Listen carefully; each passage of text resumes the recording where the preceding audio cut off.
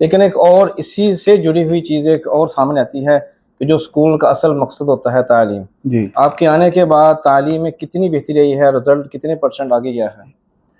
देखिए, किसी भी तालीमी इदारे के 2 जुज़ होते हैं जी। एक उसका जो है वो एडमिनिस्ट्रेशन होती है, जिसको आप इदारती सिस्टम कहते हैं। दूसरा उसका तालीमी मयार होता है। जी।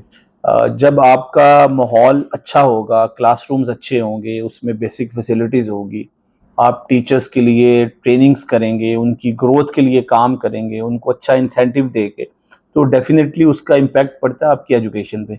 अगर आप पिछले 4 साल के रिज़ल्ट्स उठा के देखें जी, हमारे बच्चे टॉपर हैं, अभी भी इस साल अभी ये कल परसों रिज़ल्ट आया आईजीसीएसई का। बहुत अच्छे रिज़ल्ट्स हैं जी हमारे स्कूल के। लेकिन कहने वाले कहते हैं कि जो हमने कम्युनिटी में देखा है, बहुत सारे बच्चे कंपेयर करेंगे पिछले आपके टेन्योर से जी। पहले के जो बच्चे हैं, तब बच्चे कम फेल होते थे, अब बच्चे ज़्यादा फेल हो रहे हैं। जी, बात में मेरे पास सदाकत तो है। कोई ऐसा फ़िगर नहीं है जी, अगर उनके पास है तो वो दिखा दें। लेकिन कंपैरेटिवली अगर हम पिछले 4 साल में देखें, स्कूल के रिज़ल्ट्स हमेशा से अच्छे रहे हैं जी। सही है। जिस तरह हाँ, आपने उसमें एक वजह ये हो सकती है कि पहले ग्रेड 1 से लेके ग्रेड 8 तक कैम्ब्रिज नहीं था जी, ठीक अच्छा। है?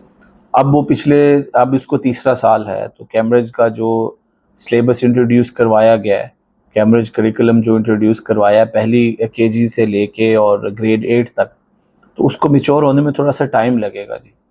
तो बाकी जो बड़ी क्लासेस हैं, फेडरल बोर्ड है, हमारी हर साल हाई अचीवर्स की बड़े लेवल पे सेरेमनी होती रही है, अल्हम्दुलिल्लाह हमारे बच्चे टॉपर रहे हैं और बल्कि उन्होंने कुछ ने तो वर्ल्ड में टॉप किया है, कुछ ने ओमान में टॉप किया है। ये पिछले 2-3 साल के रिज़ल्ट्स की बात कर रहा हूँ और अभी जो परसों रिज़ल्ट्स आए हैं, आप उसको भी देख लें, बड़े अच्छे रिज़ल्ट्स रहे हैं अल्हम्दुलिल्लाह।